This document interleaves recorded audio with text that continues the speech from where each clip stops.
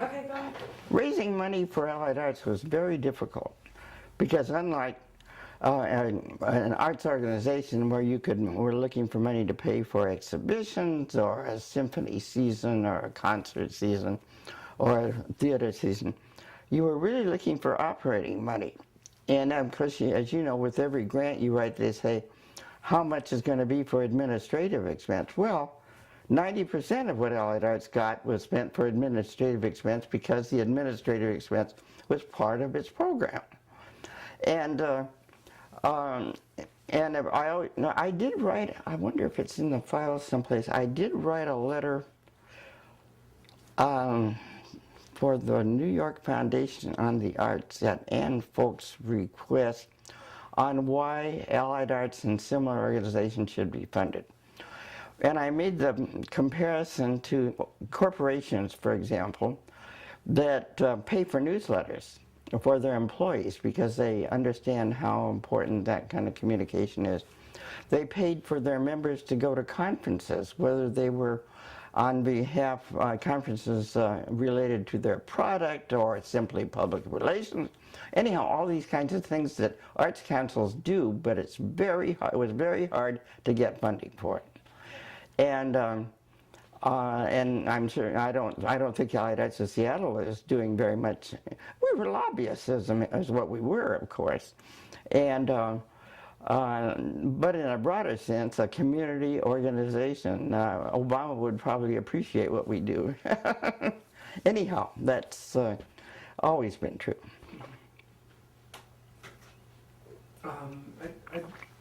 You mentioned before about your request for a salary raise with the Bellevue people, and you also had a salary raise in 1965 finally with Allied Arts, and that was during Ralph Potts' presidency.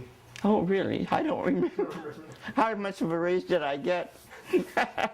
And which was after 5 years, I guess, so that you had been there. And then in 1966, you got your first electric typewriter, which was a big deal because that was something that you specifically requested. Oh yeah.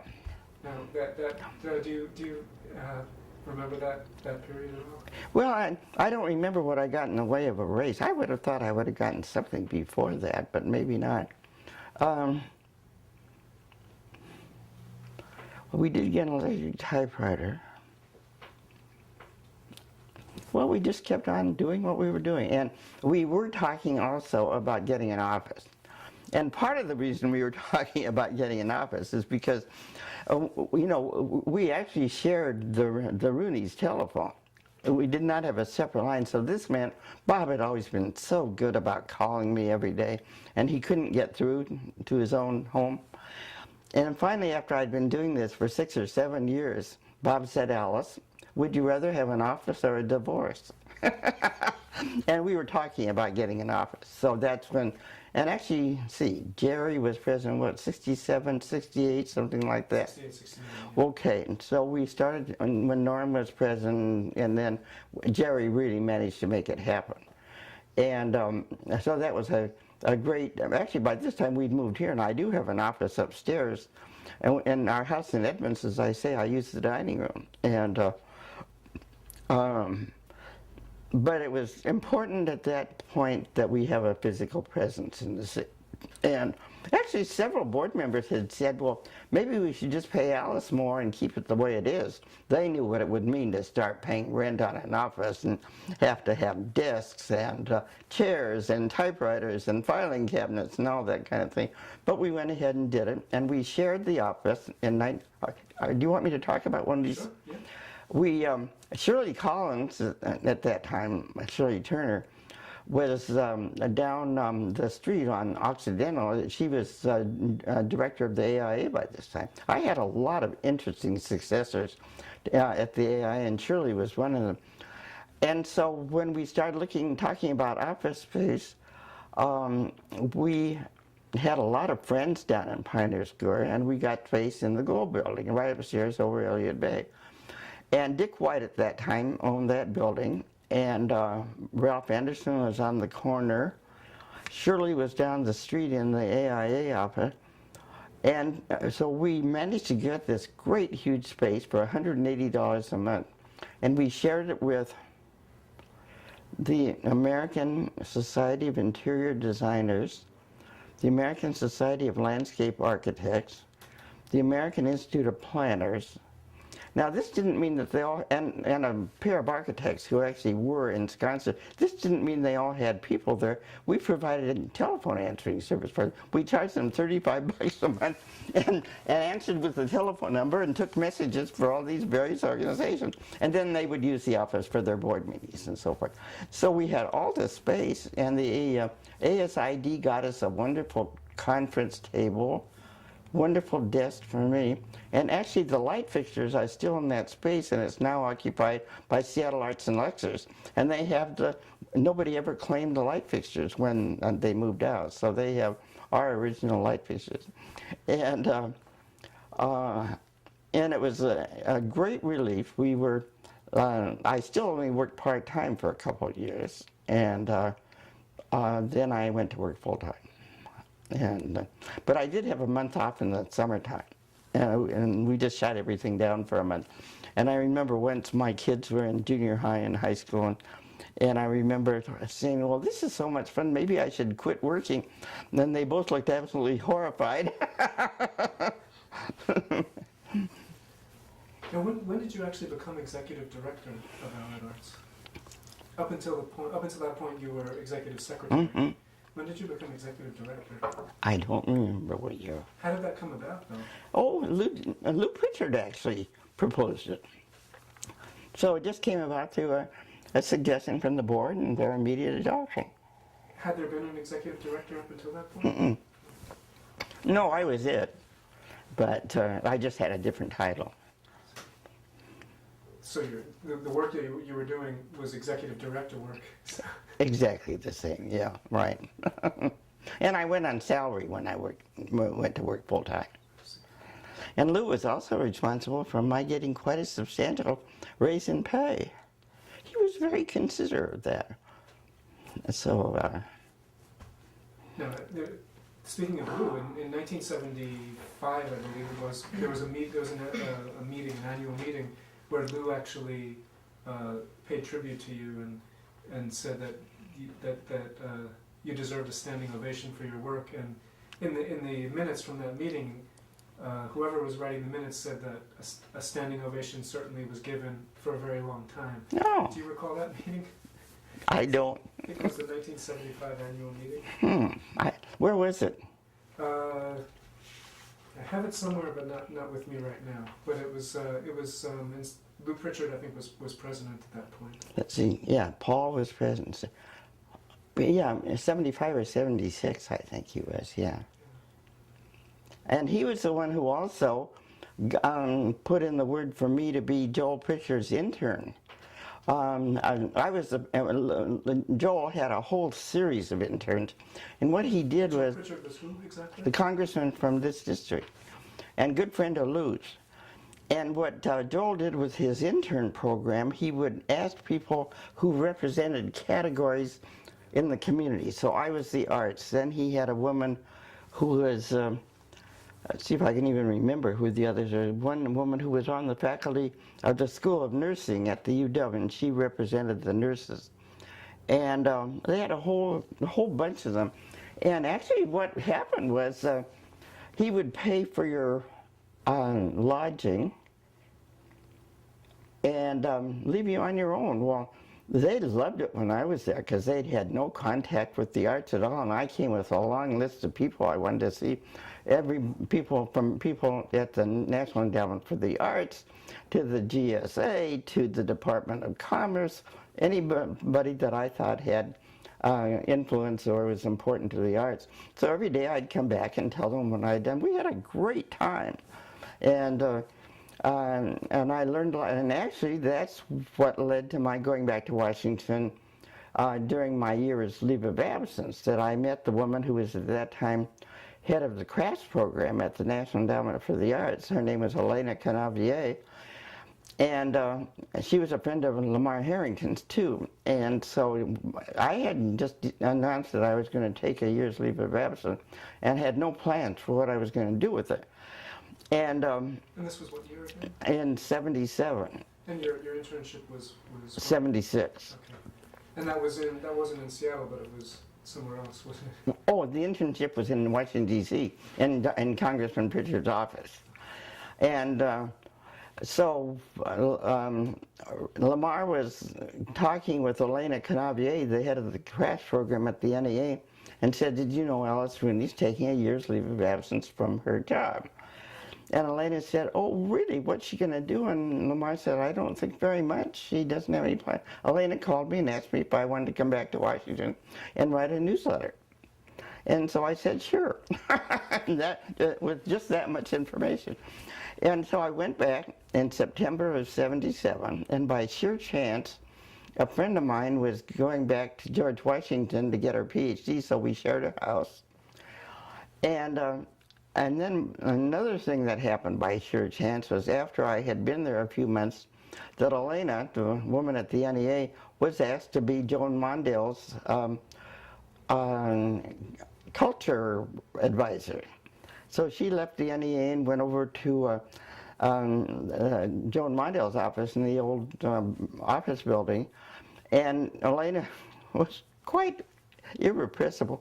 She would ask anybody to do anything as a volunteer. And Joan Mondale was getting a lot of letters about how do you organize your community to help with the arts, that kind of question. And Elena would give them to me and say, would you draft a response to this? So I did. I drafted a whole lot of correspondence.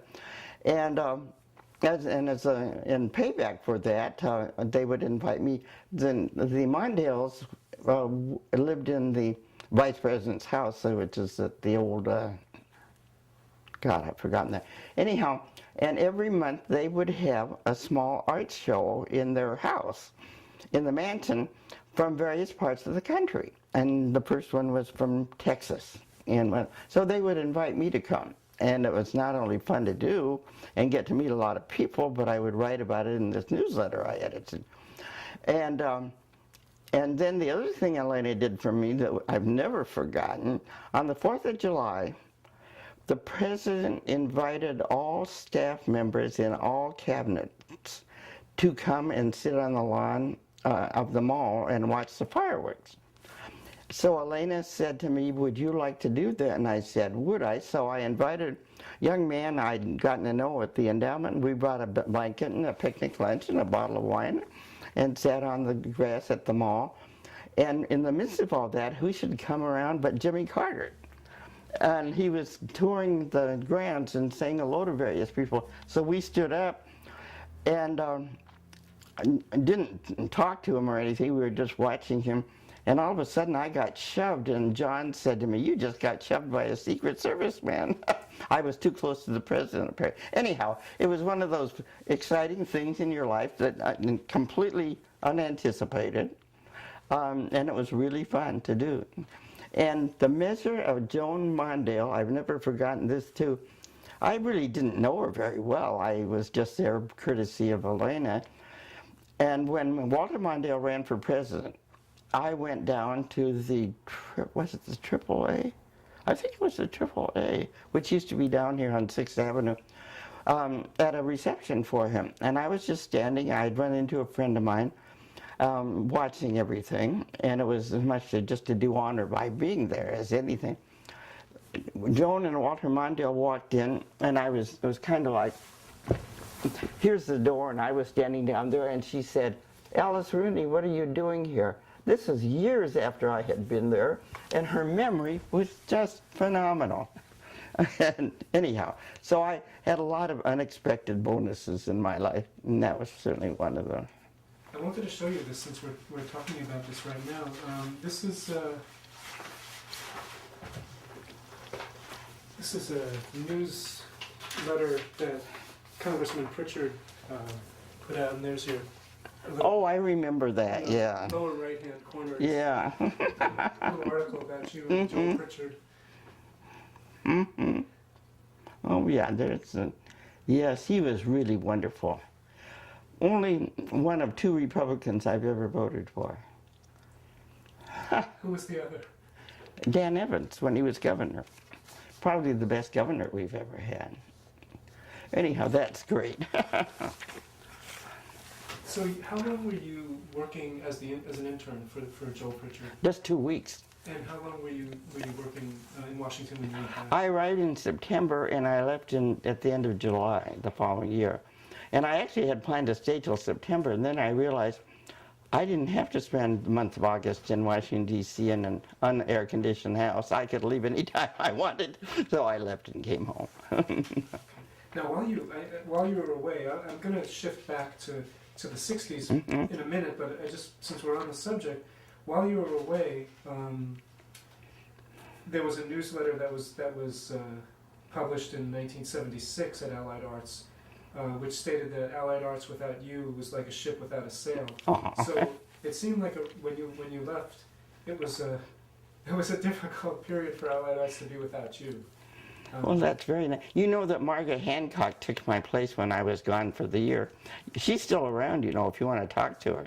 She really does still relate to Allied Arts. She lives here on Queen Anne's, and she spent 24 years as the executive vice president of the AIA. So she might be somebody you'd want to talk to.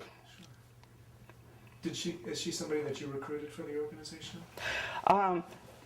As a matter of fact, I didn't. When I was going to leave, actually, I had thought I would just ask somebody to take over, and it turned out the board had very strong feelings about selecting the person to take my place. And Norm Johnston met Margaret Hancock at the UW. She worked there, and her husband, in fact, was a professor of architecture there for a long time. And Norm liked her and said she kind of reminded him of me. And so they hired her, and she worked there for the year that I was gone. And she still, as I say, relates to Allied Arts. That's great. Well, I'm going to take it back a little bit again to 65 and 66, which were very pivotal years. And you mentioned your work with the National Endowment for the Arts, and I'm just wondering if you could talk a little bit about that experience when the National Endowment was created, and what kind of effect that had on Allied Arts.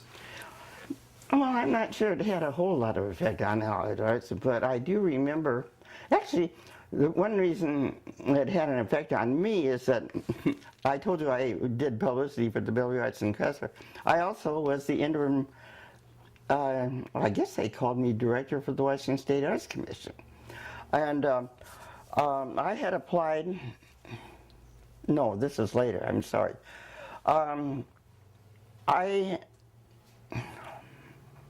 How did this come about? They hired Jim Hazeltine to be the director of the Washington State Arts Commission, and he couldn't come here immediately. That was one thing that had happened. The other thing that happened was that the state passed some legislation requiring that all parts of state government be located in Olympia. So this meant that the Washington State Arts Commission had to move to Olympia. But in the meanwhile, they also needed somebody to keep them going, so they asked me if I would be their interim director, and I think I did it for about maybe 9 months, maybe a year, and did it here. So I had Allied Arts and the Washington State Arts Commission in this house, and actually put 20,000 miles on my car in a very short time. And as a result of that, when the National Endowment for the Arts was formed, and the first state money came through, and it was $25,000, I was working for them at the time, and so we put together really a very cursory kind of application and started reviewing the applications. And a woman named Marjorie Phillips, who was, I think she was chairman of the commission at that time, and her husband had been a president of Allied Arts. Gene Keane, who was at the old Cirque Theater, a man named Hunt Boyd from Yakima. Oh, what was the graphic designer's name? Bill somebody. And we just decided how to hand out this $25,000 on behalf of the State Arts Commission. But then later, of course, all arts organizations were affected in one way or the other if they were trying to raise money. And so we didn't get any money from the National Endowment until I went back to Washington first on the internship, and then for the year I was there.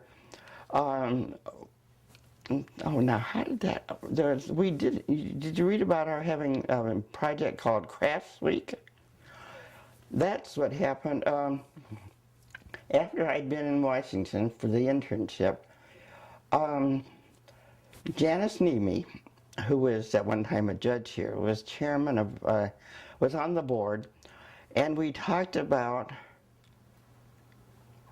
I'm trying to remember which came first. Elena Canavier was going to come out here and visit. And so we were going to host and figure out something that would interest her here in Seattle. And Janice formed a committee, and we decided to do Crafts Week. This would be for on Elena's behalf, but if she didn't come, we would do it anyhow. And this was around what time? What year? Must have been 76. And so we got as many galleries as we could to mount craft exhibitions. We got the existing crafts organizations like Pottery Northwest and the Weavers Guild, and I can't remember what other ones are, to do projects or exhibitions in galleries and whatnot. Was Friends of the Rag involved in that? They must have been. Huh.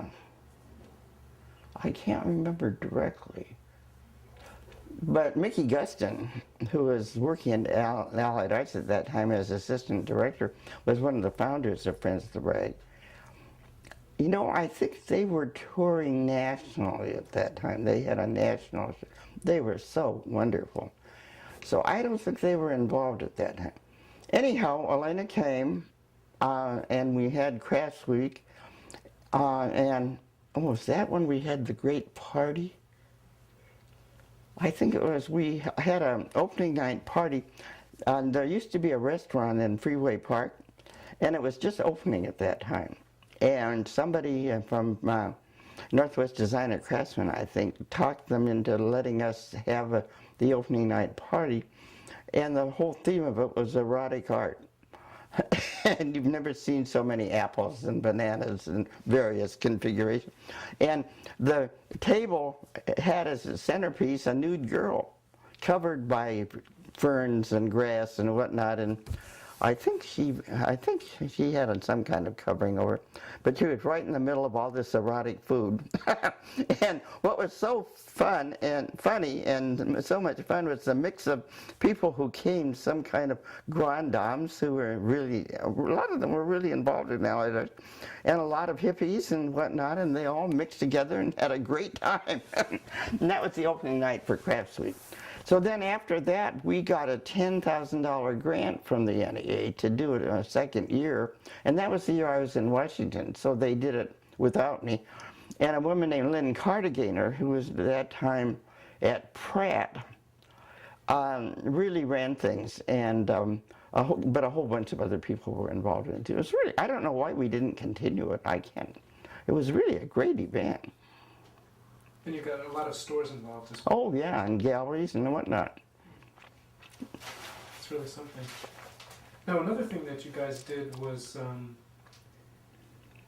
the James Beard Gourmet series.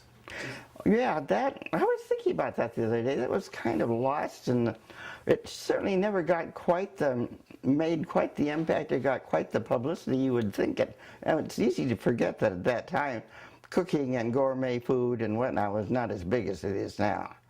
And that was John Conway. He was a good friend of, actually, I've got his cookbook that he autographed for me, James Beard, that is. And so John Conway was the one who put that together. And it was an unusual thing to do, but we didn't. It seems to me we kind of introduced things and didn't always repeat them, but other people did, and I can't remember that we made a whole lot of money from it. Do you remember where it took place? At the Olympic. And about what year was that? I can tell you if I can look at the cookbook. Can I get up and get it? Well, we can do that. I'll do it later then. Okay. Do you think it might have been around 1966 or 66? I don't think it was that late. I think it was more like 63 or something. But that was a big event for Seattle in terms of the culinary arts. It was Seattle a culinary city at all at that point? No, not at all. That was um, before saving the market, and the market was really declining. You know, my mother used to shop at the market, and a long time ago, and actually she always took the streetcar because she didn't drive. And then when supermarkets came in with decent produce and meat and so forth, she stopped going there. So the market really was declining, and if it hadn't been for saving the market and then all the money that came into it afterwards, the market would not probably be here anyhow. And it was really in sad shape. Could we talk about the market now? Because I mean, there are these three big things that I definitely want to talk with you about. One is Pioneer Square, one is the Percent for the Arts ordinance, and the other is Pike Place Market. Mm-hmm. So maybe we can start with Pike Place Market and the preservation effort. Well, as I told you, it started with champagne breakfast and then going through all the various convolutions that the city made us go through. Well, I forgot. Somewhere in there you've got all the names of the committees that the city formed, and how Victor would take exception that he really was the one, of course, who led the whole thing. I don't know how he ever had time for anything else. And then getting the initiative signed and passed, and the night it passed, we had a party in our office in Pioneer Square, and Jim, oh God, the head of the Department of Development at the city came in with mercurochrome painted across his wrist.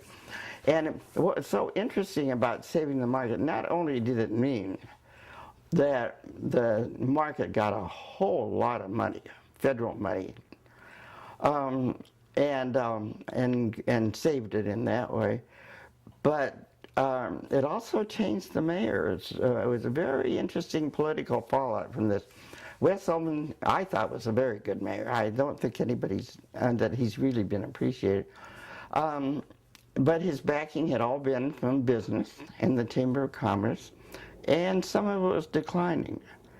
And and he was opposed to the initiative to save the market too. So then when it passed, he began to see the other constituencies out there that could be very important to him. And so later on in 1973, when we did the big push to get money for the arts in the city, he was on our side. So it's very interesting how these political fallouts happened, and the consequences of all kinds of things coming together at various times.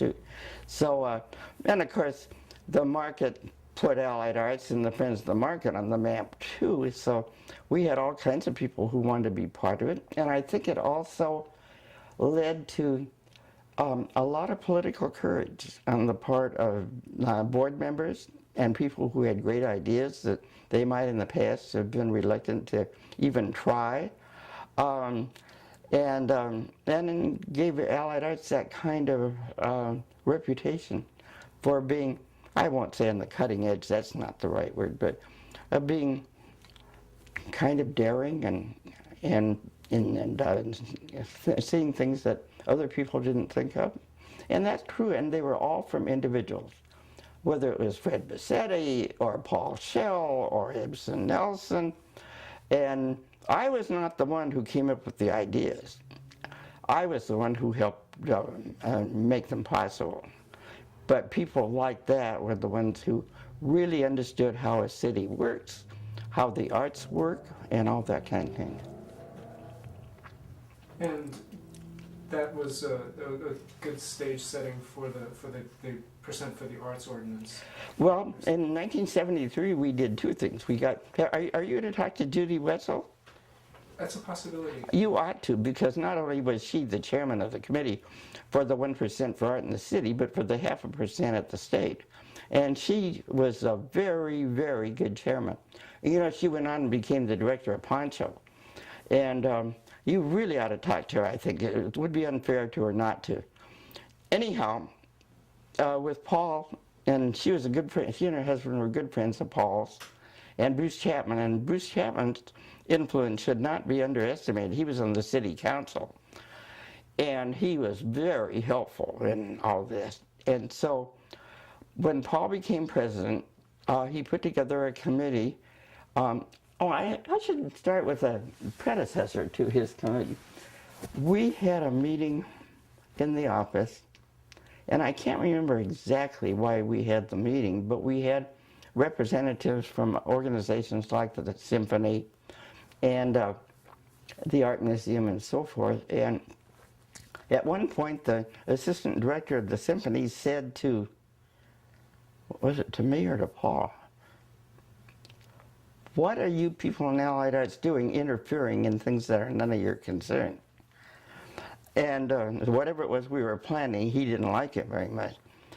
And so after that, Paul decided that we were going to be a federation, not a confederation. And for his committee, which I helped him form actually, we had Peter Donnelly, who was head of the rep at that time, Lloyd Yunker, who was assistant director of the opera, Andy Witt, no, Gene Falls from ANT, what other organization? Oh, somebody from the Art Museum. Can't remember who was from the Art Museum. And then we had some political people. One was, I told Norm and Paul at that time, I remember we were talking about who would be good in terms of politics. Well, Norm Hoagie was a musician, and he was head of the musicians union. So we asked him to be on.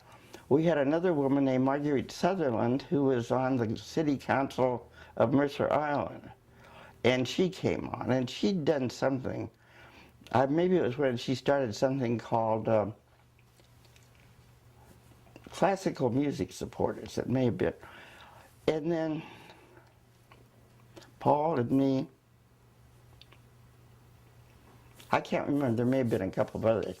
And we met for a whole year and put together this report on what the city needed and why. And that's when we came up with the proposal that the city add $350,000 to the budget of the Seattle Arts Commission. And before we let it get that far, actually, here again, I think it was Paul and probably Bruce Chapman who put this strategy together, that before anything went before the city council, they were all lined up to get their support beforehand. And I think, if I remember correctly, I think Wes said, if you get the city council, I'll sign it. So Norm Hoagie talked to the city councilman who was the union guy on it. And so it was like that. The city council was divided up.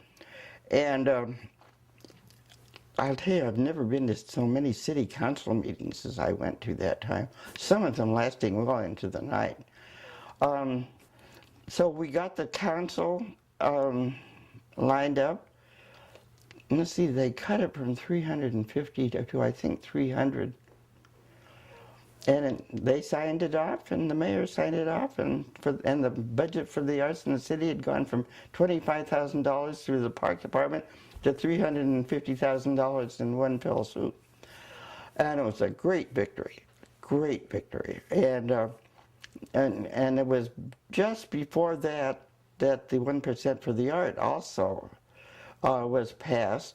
Judy worked with a group called TAG, the Artist Group, and with Moriel Hedda, who was on the Seattle Arts Commission and owner of the racetrack, and a great art supporter, and a whole bunch of other people. And she really did work it. She made it happen.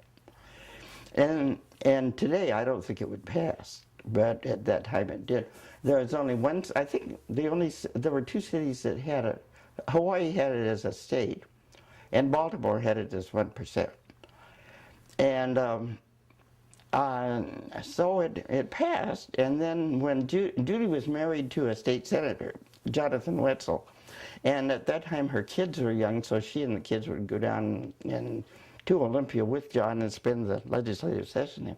So she got the 1/2 of 1% passed, and it was, I'm sure, known as Judy's bill.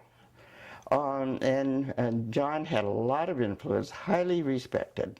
It came to a very sad end, you know. He had a major stroke and ended up down in the nursing part of Horizon House.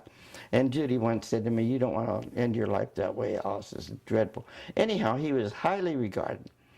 And she did get it passed and there too. And, you know, we did a lot of the usual things of getting people to write and go call on their legislators. But Judy really is responsible for it, I think. And I don't want that to be forgotten either. Actually, it's kind of a fallout for that when I retired and I was asked to be the art chairman for Ballard High School. And we knew that there was some money from the state, 1/2 of 1%. Well, the school costs $40 million to build, so I thought, hot dog, we're going to get something like $200,000 that we can spend. Well, it turned out it's 1/2 of 1% of the state share of the building, not the whole building. So we got $18,000, not $200,000. But you know, $18,000 is $18,000.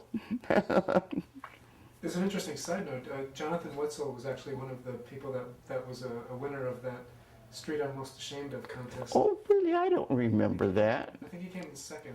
What street did he name? Do you know? I'll tell you in a second. It was Highway 99. Oh, Aurora. From SeaTac to East Marginal Way. Oh, down south. So that was 1962. So that was before a little bit before he became active, I guess. Well, Judy got active in Allied Arts, I guess in the late 60s, yeah. But John was a friend of Paul's and of Bruce Chapman and a whole bunch of people like that, yeah. Well, the other big event, of course, is the Pioneer Square preservation. Mm-hmm. And you certainly were involved in that in a big way. Well, we were and we weren't. We were in tenants down there, and a lot of our members were involved in historic preservation, and we were too. But it was not really a major program in Allied Arts in a way. It was we were kind of the resident, symbolic resident, I guess, and. Betty Bowen, let's see, she died in '77. She was very much involved in historic preservation, and a whole bunch of people were. And actually, when the Olympic was in danger, we certainly were involved in that. And actually, they never took me up on a suggestion I made. I said, actually, to get people to come to the rescue of the Olympic, we ought to get everybody who ever spent his wedding night there, because that used, and I said, including me. But we certainly were involved in that. And there was a woman named Lee Elliott, who's since moved to California, who is the person most interested in that. We just did a whole lot of responding to crises and getting people to appear at hearings and whatnot too. So I don't remember that we really took the lead in it so much as being involved in it. And when the landmark status was approved, that made all the difference in Pioneer Square when it became a national historic place? Yeah, I think so, yeah. And, you know, it's really interesting that I don't have more of a feeling for that, but what year was that? It was definitely in that 70s period, I guess, the late 60s, early 70s period, yeah. But we can Actually, I think the mid-70s when I went to Washington were kind of a blackout. When I was in Norway, one of my cousins showed me a picture of my brother skiing in Norway, and I said, when was he here? And he'd gone the year I was in Washington, D.C. I didn't even know he'd gone. He'd gone skiing in Switzerland and in Norway, and I didn't know anything about it until now. Isn't that weird? But so kind of the 2-year period where I really needed to get away. I did get away and kind of blanked out on some things that were happening. Sure. One of the things that we mentioned before was the irreverent and funny and unconventional programs that Allied Arts sponsored. one of the things that came up in '73 was something called the Anti-Ugly Squad, which Fred Bassetti and you and Peggy and a couple of other people kind of worked on, which was short-lived. But it was to identify some of the eyesores in Seattle. And Was that when Ralph Anderson also wrote the articles about the port's architecture and how awful it was? Huh. it was around the time that I think Fred wrote an article about the Holiday Inn that was being proposed. Yes. Yes. Yeah, people would come up with these kind of short-lived programs that were really fun and did some good and then kind of died out of their own volition, I guess. But raised a lot of awareness. Did Fred talk about that? He talked a little bit about it, yeah. Really? A little bit, yeah. It was, I guess, all part of that period when with the historic preservation and saving the market and identifying certain buildings that weren't so nice. So this was all part of that. There was another program that happened, which we talked to Alf about, which was called the Pay Now, Don't Go Later Party. Oh, yeah. Yeah, we did that a couple of times. Or we'd send out an invitation and say, contribute money, you don't have to go to the party, And it would be the second one was when Alf was in the office, wasn't it? The first one back in the 70s, I guess? Yes. And didn't Peggy design the invitation, maybe? I actually have it here. Oh. Take a look at it. It's...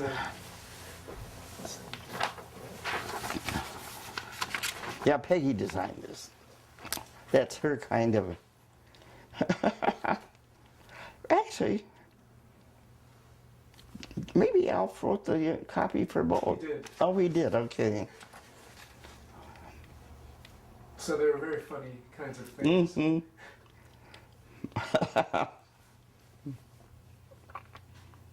Very topical at the time. I mean, like, who would know who Wilbur Mills is now? Do you know who Wilbur Mills is? A little bit, yeah. He was the congressman in Washington who was caught cavorting with not Fanny Flagg, but something like that, in one of the big fountains in Washington, drunk as he could be. And I think she was a hooker. Awesome. So what did it say about Wilbur Mills in that? Well, it says you could buy a splash party at Green Lake co-hosted by Wilbur Mills. And that really meant the end of his political career. Was it maybe Fanny Fox? I think it was Fanny Fox. That name sounds... Yeah, I think she... Vaguely familiar. That was her name. And then who would know who Dewey Soriano is? He was head of the... he was a captain on the ship, but he was also... Oh, no, he's the one who knocked down the West Seattle Bridge, maybe. Steve and I... And what is that one? A cruise of little-known shoals and reefs of Puget Sound with Dewey Soriano. A rainy day tour of the Dome Stadium led by John Spillman. Is that the Kingdom they're talking about? Okay. I think Alfred mentioned that there were some leaks that were found to be in the Kingdom. Oh, yeah. Funny. Yeah. You guys also did pay the rent parties, is that correct? Yeah, when we got our space in the Glow building, we decided to just face it head on, so we had a party there and said it was to pay the rent. And all our members came, and we really did have very good parties. And what made them fun, of course, was the mix of people. A lot of smart, witty, unself-conscious people who had a great time, loved to talk, loved to be around people. Peggy once described them as a group of people, how did she say, something about who loved to laugh or had great senses of humor, and that's what made them bearable. There's some who don't have much of a sense of humor, though, but I won't name them. We talked to Jerry yesterday about the trip to Victoria. Oh, yeah. And he was saying that it was a great way to have a great party on the boat. Oh, it was, yeah. In fact, we've had several great parties on boat. That was actually Shirley Collins' idea, that trip to Victoria. And we went up to see what they had done to their city, a paint them up, fix up, you know, historic preservation kind of party. And we took some of our councilmen up with us and hoping we could get the spark lit here in Seattle too. I don't know that it did anything that quite direct, but it was a great party. Another party we had was going over to Kiana Lodge on board the boat. And do you know who Ruth Nomura is? Ruth, for years, from the World's Fair until maybe 5 years ago, ran the craft gallery in Seattle Center, the Northwest Craft Center. And on this party, and she's Japanese, obviously, and on this party we had on board the boat going over to Kiana, we had a band and people were dancing, and here was Ruthie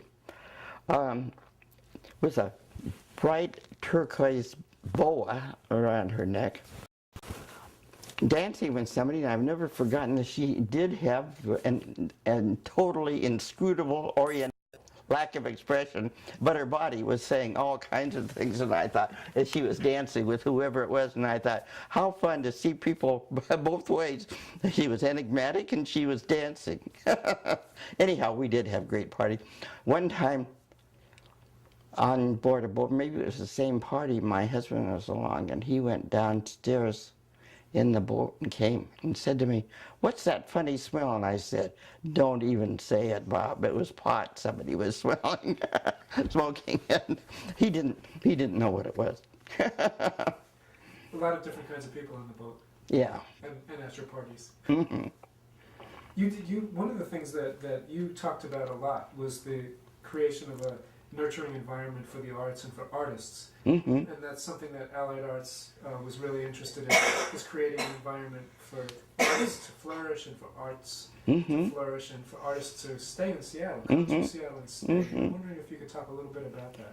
Well, we just, actually after I left Allied Arts, they did more with that too, with some artist housing, as I recall.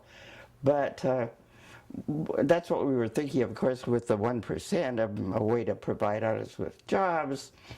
We also always were concerned about artists getting paid for what they did and for their getting credit. And actually, I was amazed when I was in Norway when I saw how many statues or sculpture didn't have any identification. Amazing.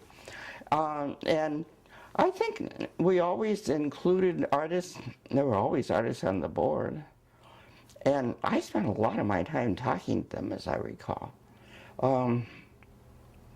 And when the Seattle Arts Commission was renovated and restarted, that was a great, they had very good coordinators of the public art program. So set very high standards, very interesting ways to apply. And people won't agree with me, I know that, because they got kind of complicated. But it really was always the direction of a whole of the city, with involving all parts of it that made the arts possible. And then in 1980, that was the year that you decided to move on. And your farewell was, I think, September 22nd, 1980. There was a party that was held for you, and you moved on to be the executive director of the Pilchuck Glass Center and School. And I'm just wondering if you could talk a little bit about what led to that decision. That was 20 years after you started with Allied Arts. That was mostly at 20 years, and it was time for me to do something. By the way, just before I left, we had the Art Deco Project. I was going to ask you about that. Which was really a great project, and Larry Kreisman, who's now head of Historic Seattle and writes frequently for Pacific Northwest Magazine, was actually a former student of Ray Tufts, and she had recommended him. So we put together a tour and a book and a show, and it was a great project, I thought. And as you know, Seattle has some wonderful Art Deco architecture. And unfortunately, I think the book lasted forever, but that's a whole other thing. And Larry, and I've forgotten what his partner's name was. That's too bad. Maybe because Larry is so strong a personality, it's easy to forget other people. It was just a great way to call attention to an important part of Seattle's architectural development and some of its really, I mean, how many people even know that the Seattle Tower is an Art Deco building, but it is, and all kinds of great things came out of it. Who was leading those tours that you? Larry did, yeah, and he was. I think he had just maybe graduated. He had more time than he would have now, but he's very good at what he does, I think. And that was in the late 70s when that happened? That was just before I left, like 79 maybe, 78, 79, something like that. Are there some other programs that you might want to talk about before we talk about leaving Allied Arts? Actually, one of the conferences that Julie Anderson chaired was about the arts and the media. And what year was that? God, I can't. And we brought Grace Glick from the New York Times. And Charlie Coles was at that time curator at the Seattle Art Museum. And I've admired him ever since because he was so not afraid to ask really hard questions of the press. And we had all the press there, and we talked about how the arts could, do the job better and whatnot. And it was really an interesting conference, I think, a congress, whatever we called them in those days. And who else is there? Anyhow, it was a good subject, good people, interesting people. Not always in agreement, so that made it more fun too, The press was a little bit defensive, as a matter of fact, and well, they should have been. You had some very interesting conferences and congresses. Yeah. In 1965, I think 65, 66, Norm Johnston had a conference which brought a lot of people from different parts of the community together to talk about. I guess some of the disenfranchised and minority groups in the city. Was that the one we had at Mount Zion? Yes. Oh, okay. Was that Norm? No, it was Julie Hunger, who is the chair of it. Right, under Norm's president. Oh, okay, yeah. And that was quite an advantage. Oh yeah, we got Will Rogers Jr. out here, and did talk about it. And actually, it was so interesting when I went back to Cleveland, where my husband was from, right around that time.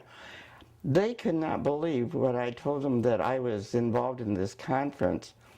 And on a hot summer's day, or a hot spring day, maybe, I've forgotten, I was standing out in the middle of the Central District waiting for somebody to meet me, and they said, "Weren't you scared?" And I said, "No, I was not scared." And the difference between Cleveland, Ohio and Seattle at that time was really astonishing to me.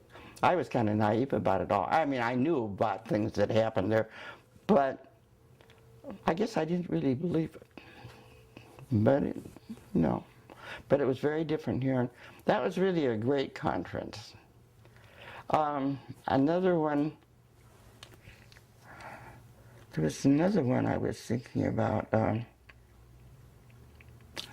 have to think about that. There was another conference that was right before the Percent for the Arts ordinances, which was something that Paul talked about, which was the conference that brought a lot of, I think it was the Arts Who Cares conference, and talked a lot about. I think Fred Bassetti was involved, and I think Klaus Oldenburg was there. Oh yeah, that was a co-sponsorship. Yes, and in fact, that was really a memorable one. It was a co-sponsorship with the AIA. It was held down at the AIA offices down Occidental, and Klaus Oldenburg was there, and also, who is the famous Wallace Harrison architect, and of course, what Klaus Oldenburg did that had made a lasting impression.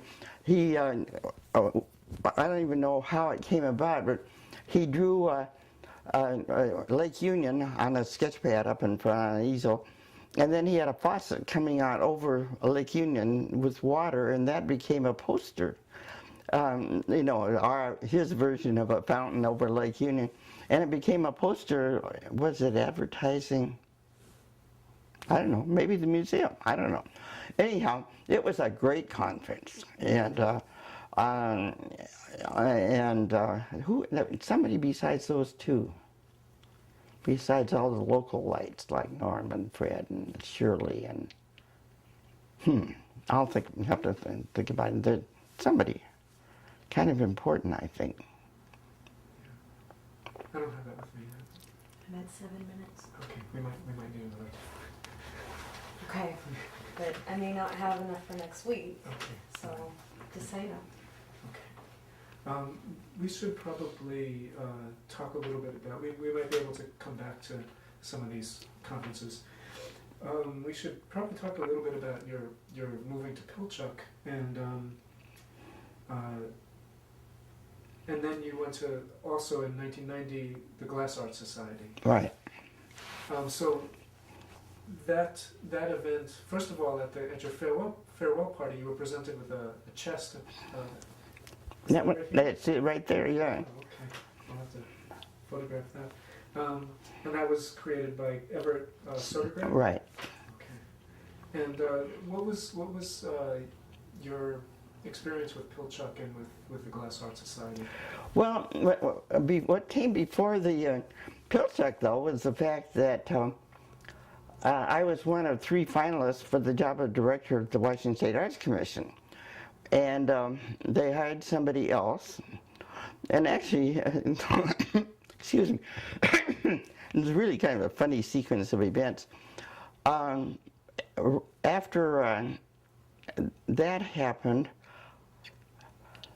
I was walking up on James Street, and who should come out of the parking garage but one of the members of the Washington State Arts Commission. And he said, well, how about having lunch with me? And I really didn't want to have lunch with him. And so I said, sorry, I've got a meeting over in the Smith Tower. So he said another time, and I went over to the Smith Tower, and I really don't lie very much. And so I found myself in the Smith Tower, even though I didn't have a meeting there, looking at the directory. And here was an astrologer. And I thought, that's what I'm going to do, I was vowed I was going to change my life. And so I went up to see this astrologer, and he asked me if I wanted my chart read, and I said, why not? And he said, well, give me your birthday, and I'll come back tomorrow, and I'll have your chart.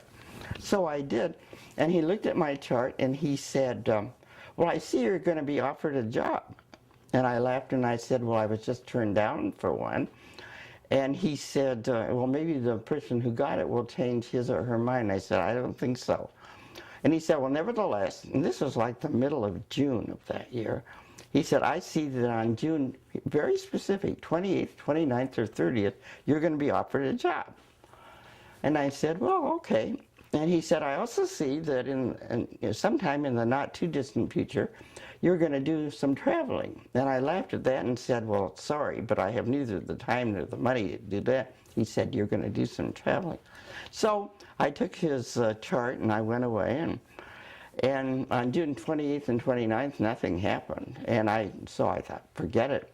And the 30th happened to be a day when all kinds of things were happening in the office, several meetings in sequence, and I was really busy.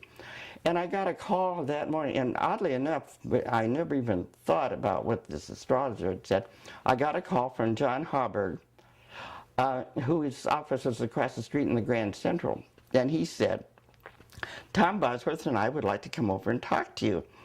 And I immediately assumed, since I'd been in Washington, a lot of people had been asking me how to get money from the NEA. And I immediately assumed that was why. And I said to John, well, listen, things are really in a mess over here. I can't leave now, but why don't I come over to your office? And he said, I'll call you back. Well, his secretary called me back and said, could you be here at 2 o'clock? And I said, sure. So I walked across the street at 2 o'clock and walked in, and here was Tom Bosworth and his wife Elaine, and a couple of board members and John. And John immediately said, Tom Botzers, who was the director of Pilchuck at that time, is taking a sabbatical. He's going to Rome for a year, and he had suggested that we hire a full-time director. Tom was part-time, and he said, we were wondering if you'd be interested in the job.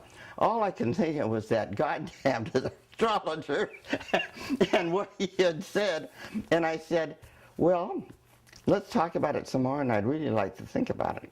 And so he said, of course, and so we talked about it, and I thought about it and accepted.